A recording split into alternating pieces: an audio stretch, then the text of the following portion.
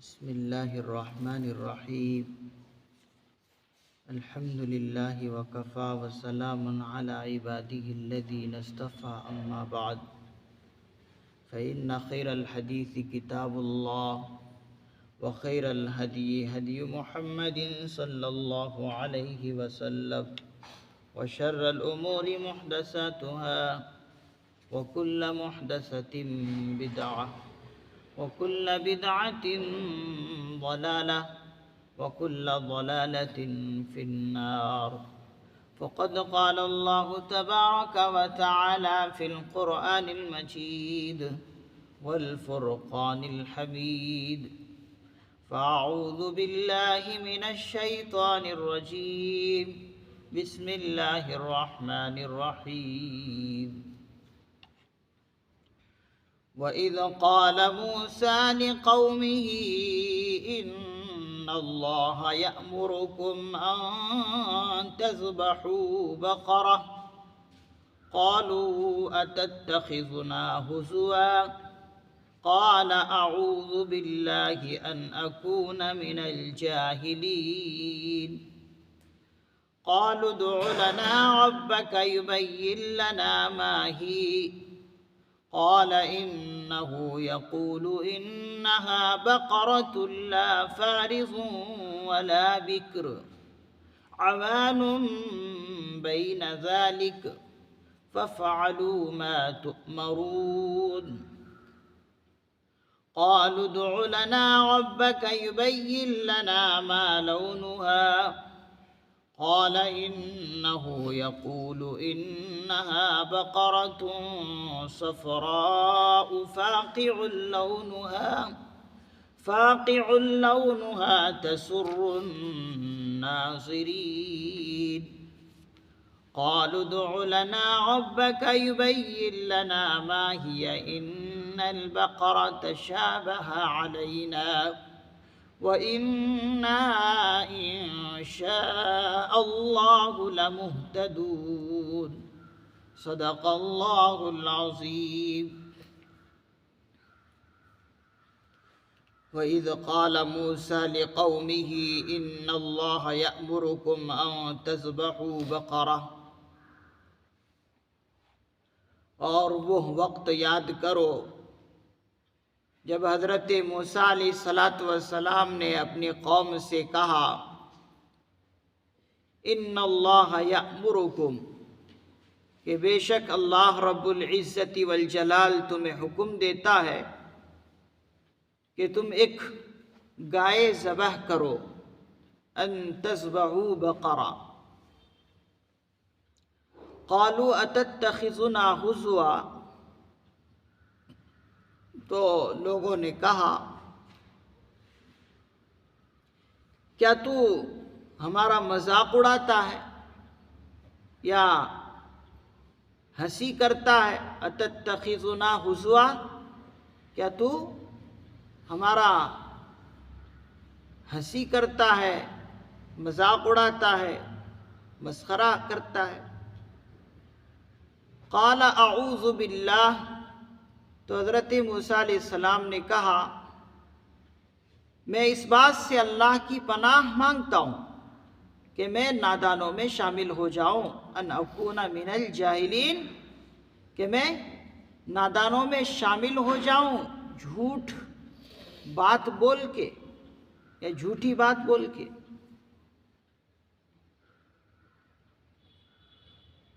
یہاں پر اللہ رب العزت نے ایک واقعے کا ذکر کیا ہے جو بنی اسرائیل کے اندر پیش آیا. حضرات مفسرین اعظام نے لکھا ہے کہ بنی اسرائیل میں ایک خون ہو گیا، بنی اسرائیل میں ایک خون ہو گیا، یعنی کسی کا قتل ہو گیا.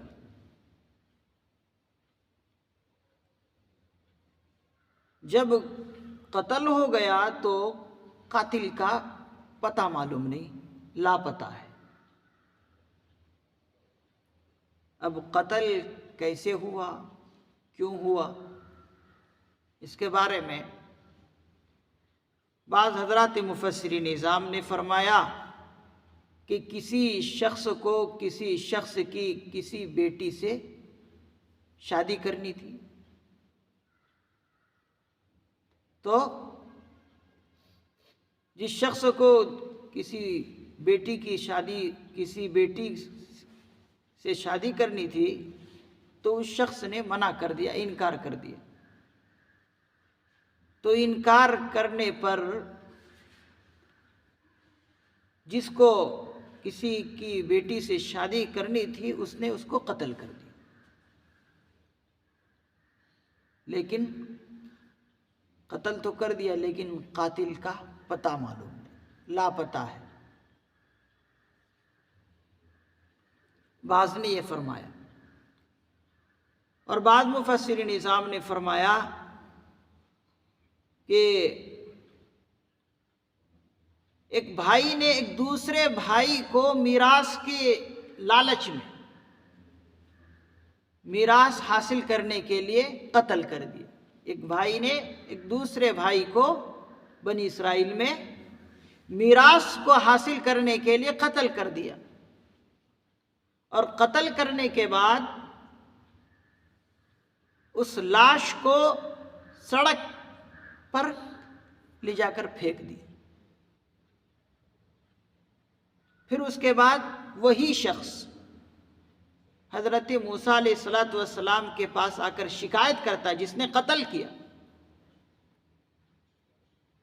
یعنی اپنے آپ کو بے گناہ ثابت کرنے کے لیے اپنے بھائی کی شکایت حضرت موسیٰ علیہ السلام کے پاس لے کر آیا اور کہا کہ اللہ کے پیغمبر دیکھو میرے بھائی کو کسی نے قتل کر دیا ہے، مجھے اس کی سزا چاہیے، لیکن قاتل معلوم نہیں ہے، قاتل کا پتہ لگائیے، دریافت کیجیے۔ تو اس وقت حضرت موسیٰ علیہ السلام نے اپنی قوم سے کیا کہا اسی کا ذکر ہے کہ حضرت موسیٰ علیہ السلام نے اپنی قوم سے کہا کہ دیکھو اللہ کی طرف سے حکم یہ آیا ہے کہ تم ایک گائے ذبح کرو۔ اب جب گائے ذبح کرنے کی بات حضرت موسیٰ علیہ السلام نے کی ہے تو قوم جو ہے کہنے لگی کہ اے موسیٰ، کیا تو ہمارا مذاق اڑاتا ہے، ہنسی بناتا ہے ہمارا، کہ گائے کو ذبح کرنا کہاں اور قاتل کا پتہ لگانا کہاں، کوئی بات دونوں میں جوڑ ہی نہیں ہے، بے تکی بات ہے۔ اور ہم تم سے کہہ رہے ہیں کہ قاتل کا پتہ لگاؤ، تم کہہ رہے کہ ایک گائے ذبح کرو، تو کیوں ایسے مذاق اڑاتے ہو؟ اصل میں مذاق کی بات انہوں نے اس لیے کی، جیسے ہمارا ہندوستان گاؤں ماتا کو لے کر بہت اہمیت دیتا ہے، اسی طریقے سے حضرات مفسر نظام نے فرمایا کہ مصر کے اندر بھی گاؤں ماتا کی بہت اہمیت تھی، گاؤں کو بہت تقدیس کی نظر سے دیکھتے اور گائے کی پرستش ہوتی تھی، جیسے ہمارے ہندوستان میں گائے کو بہت عظمت کی نگاہ سے لوگ دیکھتے ہیں، لیکن وہاں پر ایسا بھی ہوتا تھا مصر کے اندر کہ جہاں پر گائے کی بہت عظمت لوگ سمجھتے تھے، اس کی تقدیس کرتے تھے، ساتھ ہی ساتھ گائے کو قربانی بھی دے دیا کرتے تھے، بھیڑ بھی چڑھا دیا کرتے تھے، جبکہ ہندوستان میں ایسا نہیں ہے ہمارے ہندو بھائیوں میں، لیکن وہاں پر ایسا ہے کہ گائے کی قربانی بھی دیتے تھے، اور گائے کی قربانی بھی ایسی گائے کی قربانی دیتے تھے، کہتے تھے کہ وہ گائے ہر اعتبار سے بے عیب ہونی چاہیے۔ ایک تو یہ ہے کہ وہ گائے بالکل سفید ہو، پھر ساتھ ہی ساتھ یہ کہ وہ گائے لوگوں کی نظر میں بہت اچھی بھی لگتی ہو، پھر اس گائے کے دم میں کوئی داغ دھبے بھی نہیں ہونے چاہیے، یعنی بے عیب گائے کو وہ لوگ قربان بھی کرتے تھے۔ تو اسی لیے کہا انہوں نے کہ ہمارا مذاق کیوں اڑاتے ہو کہ ایک گائے کو ذبح کرو، گائے تو ہماری تقدیس ہے، ہم اس کو عظمت کی نگاہ سے دیکھتے ہیں، تم گائے کی قربانی دینے کو بات کرتے ہو کہ گائے کو ذبح کرو، اس لیے ان کو یہ بات مذاق لگی۔ تو حضرت موسیٰ علیہ السلام نے آگے سے کہا قال اعوذ باللہ ان اکون من الجاہلین، میں تو اللہ کی اس بات سے پناہ مانگتا ہوں کہ میں نادانوں میں شامل ہو جاؤں، یعنی جھوٹ بول کے کہ میں یہ اللہ کا حکم سنا رہا ہوں اور میں یہ جھوٹ بولوں کہ نہیں یہ اللہ کا حکم نہیں ہے، میں اپنی طرف سے یہ کہہ رہا ہوں، میں ایسے نادانوں میں شامل نہیں ہوتا۔ معلوم یہ ہوا یہاں پر حضرات فقہاء کرام نے بھی فرمایا، حضرات مفسر نظام نے بھی فرمایا کہ اللہ کے کسی حکم کو استہزاء کرنا، ہلکا لینا، یہ بہت خطرناک بات ہے۔ اللہ کے کسی حکم کو بالکل ہلکا سمجھنا، استخفاف میں لینا، ہلکے میں لینا، یہ بہت خطرناک چیز ہے۔ اسی لیے حضرت موسیٰ علیہ السلام نے کہا کہ میں اللہ کے اس حکم کو سنا رہا ہوں، میں اپنی طرف سے کوئی بات نہیں کہہ رہا ہوں، اگر میں کہوں تو پھر تو میں نادانوں میں شامل ہو جاؤں گا کہ جھوٹ بولوں میں۔ معلوم یہ ہوا اللہ کے کسی حکم کو ہلکے میں نہیں لینا چاہیے، ایمان کا بہت خطرہ رہتا ہے کہ کسی اللہ کے حکم میں کو ہلکا سمجھے اور ایسے ہی اس کی نافرمانی، اس حکم کی اس خلاف ورزی کرنے لگے، یہ بہت خطرناک چیز ہے، ایمان بھی خطرے میں پڑ جاتا ہے۔ تو اس طرح سے انہوں نے اللہ کا حکم سنایا کہ اللہ نے فرمایا کہ گائے ذبح کرو۔ اب گائے ذبح کرنے کا حکم اس لیے دیا تھا کہ حضرت موسیٰ علیہ السلام کو بھی معلوم تھا کہ گائے ذبح کرنے کے بعد، اور حضرت موسیٰ علیہ السلام کو یہ معلوم تھا کہ قاتل کون ہے، لیکن گائے ذبح کرنے کے حکم دینے کی ایک بات حضرات مفسرین نظام نے یہ لکھی ہے کہ گائے جب ذبح کیا جائے گا تو اس کا ایک ٹکڑا، اس کا ایک عضو جو ہے، حضرت موسیٰ علیہ السلام نے ان سے کہا کہ ایک گائے کو ذبح کرنے کے بعد اس کا ایک ٹکڑا جو ہے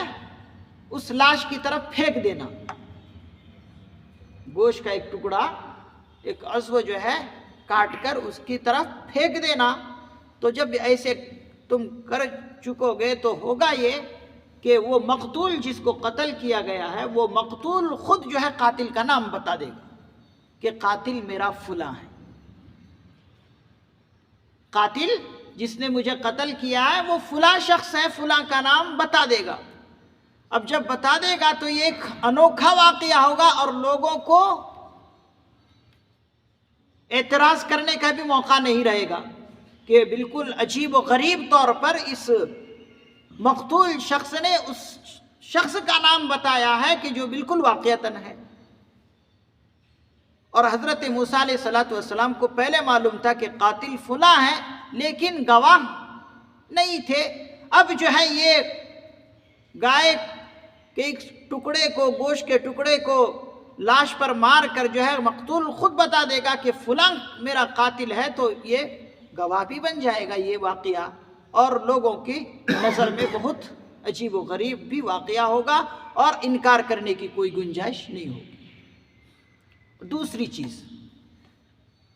گائے ذبح کرنے کا حکم اللہ نے اس لیے دیا اور گوشت کے اس ٹکڑے کو لاش کی طرف پھینک کر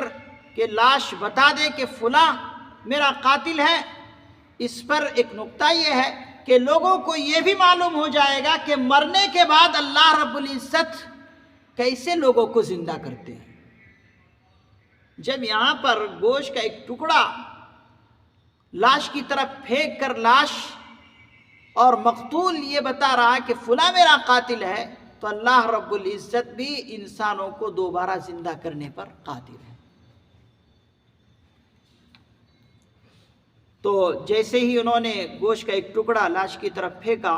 تو اس مقتول نے جس کو قتل کیا تھا فلاں شخص کا نام بتا دیا جس نے قتل کیا تھا، قاتل کا نام بتا دیا اور قاتل کا پتہ چل گیا۔ اس کے بعد فوراً پھر دوبارہ وہ مر گیا، بس نام بتاتے ہی فوراً وہ مر گیا۔ تو یہ اللہ نے حکم دیا تھا قاتل کا پتہ لگانے کے لیے گائے کو ذبح کرنے کے لیے۔ آگے اللہ رب العزت فرما رہے ہیں قالوا ادع لنا ربك يبين لنا ما هي قال انه يقول انها بقرة لا فارض ولا بكر۔ تو جب گائے ذبح کرنے کا حکم حضرت موسیٰ علیہ السلام نے ان کو دیا کہ اللہ کی طرف سے یہی حکم ہے، تو لوگوں نے کیا کہا؟ قالوا ادع لنا، تو بنی اسرائیل کے لوگوں نے کہا کہ آپ ہمارے لیے اپنے رب سے، اپنے پروردگار سے دعا کیجئے کہ ہمارے لیے وہ اوصاف بتا دے کہ گائے کیسی ہو۔ گائے ذبح کرنے کا تو حکم دے دیا، لیکن اے موسیٰ اللہ سے یہ بھی واضح طور پر پوچھ لو، اللہ تعالیٰ واضح طور پر ہمارے لیے یہ صاف طور پر بتا دے کہ گائے کیسی ہو۔ آیا گائے کا رنگ کیسا ہونا، وہ گائے کیسی ہو، وہ تمام کے تمام اوصاف اپنے رب سے پوچھ لو تاکہ ہمیں آسانی ہو گائے ذبح کرنے کے لیے۔ قال انه يقول انها بقرہ، تو حضرت موسیٰ علیہ السلام نے کہا کہ دیکھو اللہ کی طرف سے حکم یہ آیا ہے، اللہ یوں فرماتا ہے کہ وہ گائے ایسی ہو لا فارس، نہ تو بہت زیادہ بوڑھی ہو اور نہ بچی ہو۔ لا فارس، نہ تو بہت زیادہ بوڑھی ہو، ولا بکر، اور نہ بہت زیادہ بچی ہو، عوان بین ذالک، بلکہ ان دونوں عمروں کے درمیان ہو، یعنی بیچ بیچ ہو۔ یعنی گویا کہ کہنے کا ان کا مقصد یہ ہے کہ گائے کیسی ہو، کیا آیا بوڑھی ہو یا پھر بہت زیادہ، یا پھر بن بیائی ہو، کیسی ہو؟ تو بتایا عوان بین ذالک کہ وہ پٹھا ہو، دونوں کی عمروں کے درمیان ہو۔ فَفْعَلُوا مَا تُؤْمَرُونَ، بس اللہ نے جو حکم دیا ہے اس کو کر گزرو۔ فَفْعَلُوا،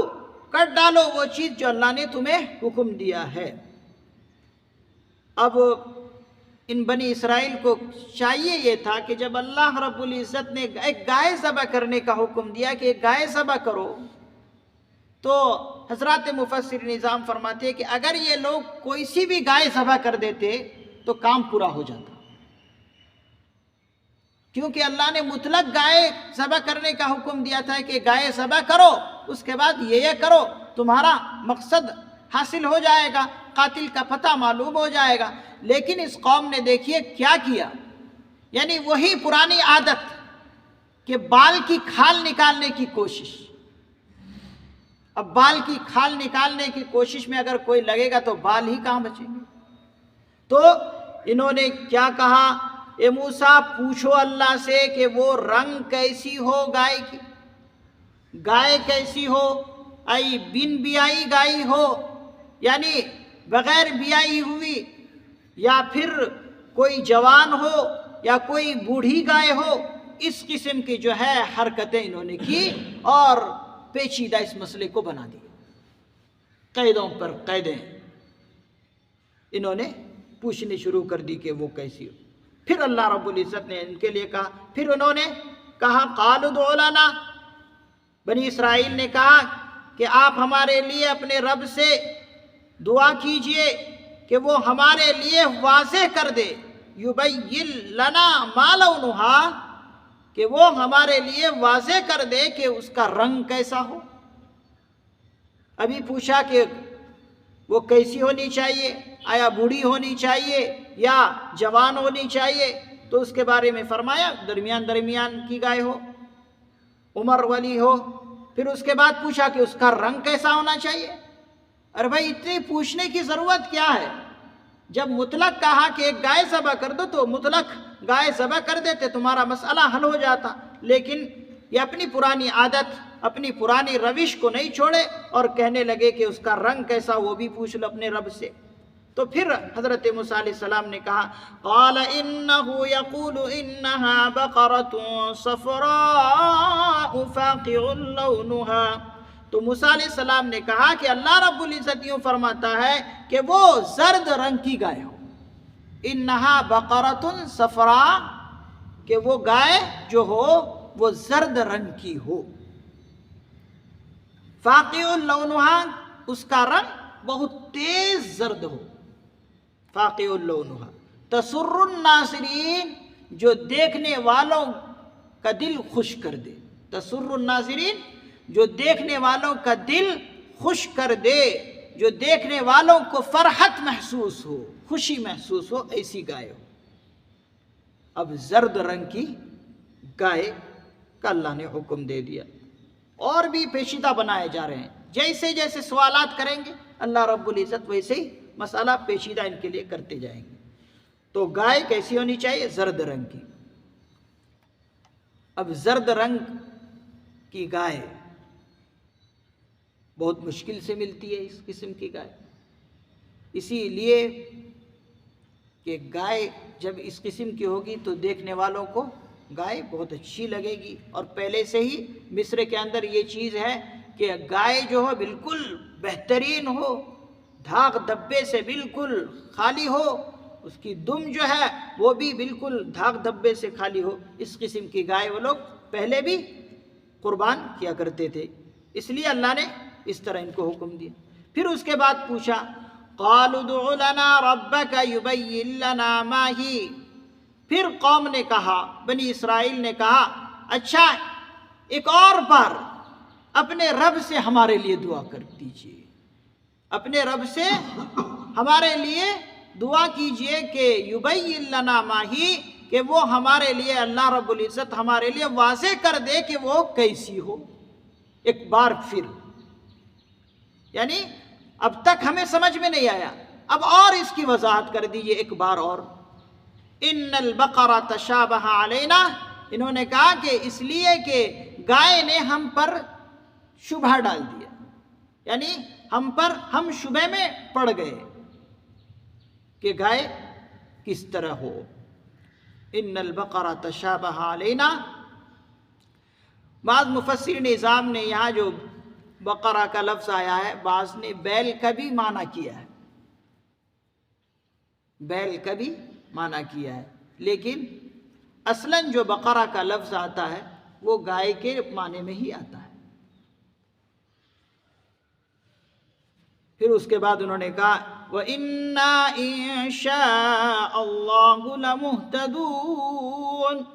بے شک اگر اللہ نے چاہا تو ہم ٹھیک ٹھیک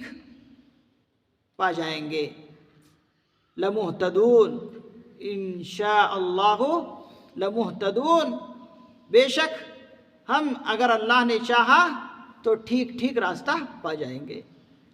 قال انه يقول انها بقرة لا ذلول تثير الارض ولا تسقي الحرث، تو حضرت موسیٰ علیہ السلام نے کہا کہ اللہ رب العزت یوں فرماتا ہے کہ وہ گائے ایسی ہو، لا ذلول تثیر الارض، کہ وہ گائے ایسی ہو کہ نہ بہت زیادہ محنت کرنے والی ہو، کہ جس سے